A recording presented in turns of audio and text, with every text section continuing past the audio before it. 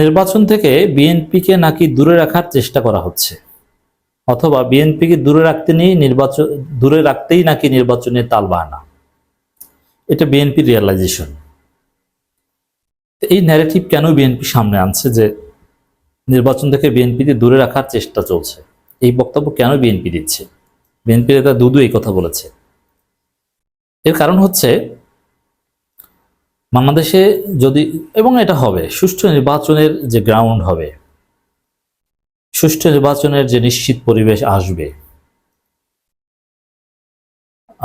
সে নির্বাচনে বিএনপি জিততে পারবে না। তারপরে তালবাহানা করে বিএনপি নিজেরাই নির্বাচন বর্জন করতে পারে। এই জন্য আগেভাগে বলে রাখছে যে বিএনপিকে নির্বাচন থেকে দূরে রাখার চেষ্টা করা হচ্ছে। আওয়ামী লীগ আমলে দেখেছেন না, বিএনপি বলতো যে নির্বাচন সুষ্ঠু হবে না, এই কারণে আমরা নির্বাচনে নেই, এবং এটা ঠিক ছিল। আর আওয়ামী লীগ বলতো নির্বাচনে পরাজিত হবে, এটা জেনে বিএনপি নির্বাচনে আসছে না, নিশ্চিত পরাজয় জেনে আসছে না। তা আওয়ামী লীগ আমলে এটা মিথ্যা ছিল, কিন্তু এই ডক্টর ইউনূস আমলে এটা হতে পারে যে নিশ্চিত পরাজয় জেনে বিএনপি নির্বাচনে আসবে না। এই ফাঁক রেখে দিচ্ছে, এবং তখন যেন বলতে পারে, এই জন্য এখন আগেভাগে বলে রাখছে যে নির্বাচন থেকে বিএনপিকে দূরে রাখার চেষ্টা চলছে। আচ্ছা, বিএনপিকে নির্বাচন থেকে দূরে রাখবে কোন দুঃখে? কোনো কারণ নেই। তো দর্শক, আসল ঘটনা কিন্তু পিনাকি ভট্টাচার্য বলেছেন, চমৎকার ভাবে অ্যানালজি করে প্রমাণ করে দিয়েছেন যে বিএনপি আসলে নির্বাচনই চায় না, গণপরিষদ নির্বাচন চায় না। কেন গণপরিষদ নির্বাচন চায় না? যে সংবিধান সংশোধন বা সংস্কার বা নতুন সংবিধান গ্রহণ করতে হয় মূলত গণপরিষদের মাধ্যমে। এটাই পলিটিক্যাল সায়েন্সের থিওরি।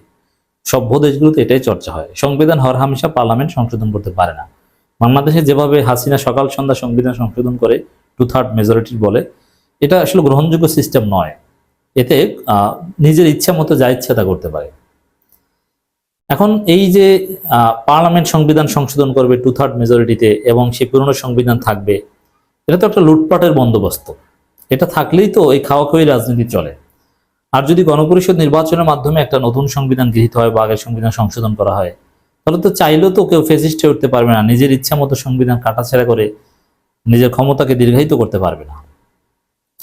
তো এই কারণে বিএনপি আসলে গণপরিষদ নির্বাচন চায় না। যেহেতু একটা সহজ বিষয় কেন বোঝেন না ভাই, নির্বাচনটা হবে, এই যে নির্বাচন চায় ডক্টর ইউনূসের কাছে, নির্বাচনটা কিভাবে হবে? অন্তর্বর্তীকালীন সরকারের অধীনে কি নির্বাচন হয়? অন্তর্বর্তীকালীন সরকারটা কি? নির্বাচন হয় তত্ত্বাবধায়ক সরকার অধীনে। What is the difference between caretaker government and interim government? এই ইন্টারিম গভর্নমেন্ট কিভাবে ইলেকশন কন্ডাক্ট করবে? না তত্ত্বাবধায়ক সরকার করবে? এবং ইন্টারিম গভর্নমেন্ট বলতে কিছু সংবিধান আছে কিনা, এবং সংবিধান না থাকলেও আপিল বিভাগের রেফারেন্স নিয়ে বর্তমান সংবিধান অনুযায়ী 90 দিনের বেশি থাকতে পারে কিনা? পারে না। 90 দিনের বেশি কোনো সরকার থাকতে পারে না বর্তমান সংবিধান অনুযায়ী। তত্ত্বাবধায়ক সরকার যদি ইনকর্পোরেট করতে হয়, তাহলে তো সংবিধানে সেটা বসাতে হবে, নইলে কার অধীনে কিভাবে নির্বাচন করবে? মানে এটা করতে হলে তো সংবিধান সংশোধন বা গ্রহণ লাগবে। এটা কিভাবে করবে?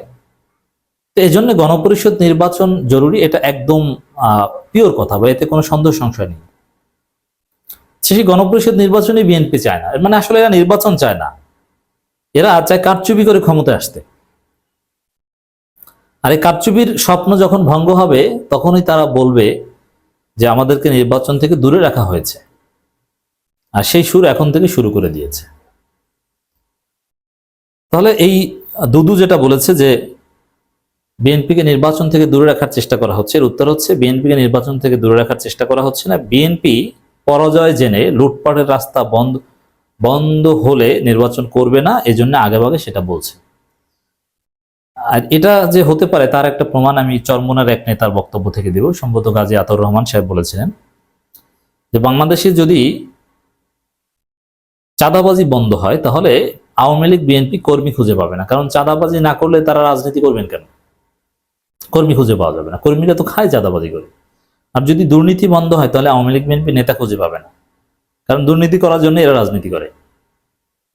এরকম যে সামনে যখন একটা সুন্দর বাংলাদেশ হবে, তখন এই বিএনপির খাওয়া থাকবে না, তারা নির্বাচন করার মতো মুরত থাকবে না। এই যে দেখেন না, একটা কি ওই জয় বাংলা কনসার্টের আদলে কি একটা কনসার্ট করতে চেয়েছিল, পারছে করতে? এদের কোনো সক্ষমতাই নেই বাংলাদেশে। এরা সামনে নির্বাচন কিনা বর্জন করে, একদিকে নির্বাচন চায় না, আর যে নির্বাচন চায় ওটা কিনে বর্জন করে। এটা হচ্ছে কথা দর্শক। এই শামসুজ্জামান দুদু অনেকটা বেয়াদবি টাইপের কথাবার্তা বলছেন। ডিসেম্বর থেকে জুনের মধ্যে নির্বাচন হবে, এ ধরনের ফাজলামি বাদ দেন। ডিসেম্বর থেকে জুনের মধ্যে নির্বাচন, এটা নাকি ফাজলামি। তাহলে ভদ্রতা কি? বিএনপি ক্ষমতা এনে দেওয়া নাকি? এরা চায় তো বিএনপি ক্ষমতা এনে চলে যাক ডক্টর ইউনূস, তাহলে খুশি। ডিসেম্বর থেকে জুনের মধ্যে নির্বাচন, এটা বাস্তবতার নিরিখে হিসাব নিকাশ করে ডক্টর ইউনূস বলেছেন এটা নাকি ফাজলামি। তো ডক্টর ইউনূসের এই সিদ্ধান্তকে ফাজলামি বলা, এটা এক ধরনের বেয়াদবি। এই দুদুরা চরম বেয়াদব, এদের কথাবার্তা আচার আচরণে বেয়াদবির ছাপ স্পষ্ট। আরো অনেক বেয়াদবি কথা বলেছেন। আমরা ভুলে যাইনি, বেশ কয়েক বছর আগে 28 অক্টোবর নিয়ে একটা আলোচনায় জামায়াত ইসলামীর নেতা, বর্তমানে এই সম্ভবত ডেপুটি অ্যাটর্নি জেনারেল বা এরকম একটা পোস্টে আছেন, জনাব সাইফুর রহমান চট্টগ্রামের, তার সাথে এই দুদু বেয়াদবি করেছিলেন।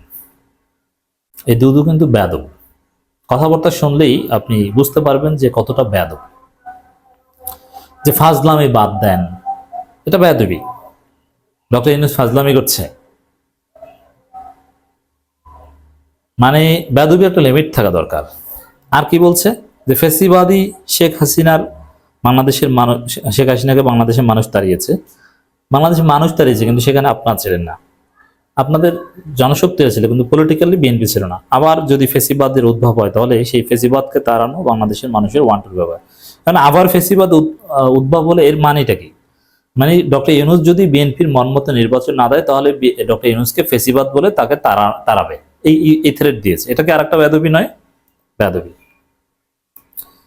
ডক্টর ইউনূসকে সম্ভাব্য ফেসিস্ট বলছে। আপনি চিন্তা করতে পারছেন যে ডক্টর ইউনূসকে ছাত্ররা হাতে পায়ে ধরে সরকারের দায়িত্ব দিয়েছেন। অন্তর্বর্তী সরকারের উদ্দেশ্যে বিএনপির ভাইস চেয়ারম্যান শামসুজ্জামান দুদু বলেছেন, নির্বাচিত সরকার প্রতিষ্ঠা করার জন্য একটি নির্বাচন রোডম্যাপ ঘোষণা করেন। ডিসেম্বর থেকে জুনের মধ্যে নির্বাচন হবে, এ ধরনের ফাজলামি বাদ দেন। কোন দিন, কোন মাসে, কোন বছরে নির্বাচন হবে তা নির্দিষ্ট করে বলেন। আচ্ছা, কোন দিন, কোন মাসে, কোন বছরে, এটা কি সরকার বলে? আর এটা তো বলে নির্বাচন অনুষ্ঠিত হওয়ার 3 মাস আগে। মানে এই কমন সেন্সটুকু মাথায় নাই, মাথার মধ্যে কি গোবর পুরাটাই। বেয়াদবি করছে, আবার উল্টাপাল্টা কথা বলছে। আরে কোন দিন, কোন, এটা তো শিডিউল, আর শিডিউল ডিক্লেয়ার করা হয় নর্মালি 3 মাস বা 2.5 মাস আগে বা 2 মাস আগে। আর সেটা করে election commission, not head of the state. তাহলে কি বলছেন? হেড অফ দি গভর্নমেন্ট, এটা তার কাজ না। সরকারের পক্ষ থেকে রোডম্যাপ যতটুকু ততটুকু দেওয়া হয়েছে। দুদু বলেন, এই সরকারের কাজ কর্মে দেশবাসী উদ্বিগ্ন। মানে আওয়ামী লীগের কাজকর্মে উদ্বিগ্ন ছিল না, এখন ডক্টর ইউনূসের কাজকর্মে উদ্বিগ্ন। মানে কতটা বেপরোয়া কথা বলছে। আমরা তীব্র নিন্দা প্রতিবাদ জানাই এই দুদুর বেপরোয়া এবং বেয়াদবিমূলক কথার। তারা আসলে কি চায় তা বোঝা যায় না। বিএনপি যাতে দেশের জনগণের সমর্থন আদায় করে সুষ্ঠু নির্বাচনের মাধ্যমে সরকার গঠন করতে না পারে, সেজন্য নির্বাচনকে এড়িয়ে যাওয়া হচ্ছে বলে আমরা মনে করি। গত 15 বছর যারা বাংলাদেশি গণতন্ত্র ধ্বংস করেছে, তাদের কোনো না কোনোভাবে রক্ষা করা হচ্ছে, কোনো না কোনোভাবে ষড়যন্ত্র করার সুযোগ করে দেওয়া হচ্ছে বলে আমি উদ্ভট কথা। এটা তো বিএনপি রক্ষা করছে। শেখ হাসিনা ফাঁসি দাবি করেন, এগুলো উপর। অন্তর্বর্তী সরকারের উদ্দেশ্যে সাবেক এই সংসদ সদস্য বলেন, বিচার করবেন কি করবেন না তা আমরা বুঝে গেছি। 8 মাস হয়ে গেল, এখনো বিচারে তেমন অগ্রগতি নেই। কে বলছে বিচার অগ্রগতি নেই? আপনি জানেন তদন্ত প্রতিবেদন কোন পর্যায়ে এসেছে এবং এটা কবে সাবমিট করা হবে, কতটুকু রেডি হয়েছে, সেপ্টেম্বরের মধ্যে যে রায় হতে পারে, আপনি তো জানেন না। আপনি আইন বুঝেন, পড়াশোনা করেন, কথাবার্তা তো শুনে মনে হয় না যে পড়াশোনা করেন। যাই হোক দর্শক, শামসুজ্জামান দুদুর এই চরম বেয়াদবির তীব্র নিন্দা প্রতিবাদ জানাই আমরা।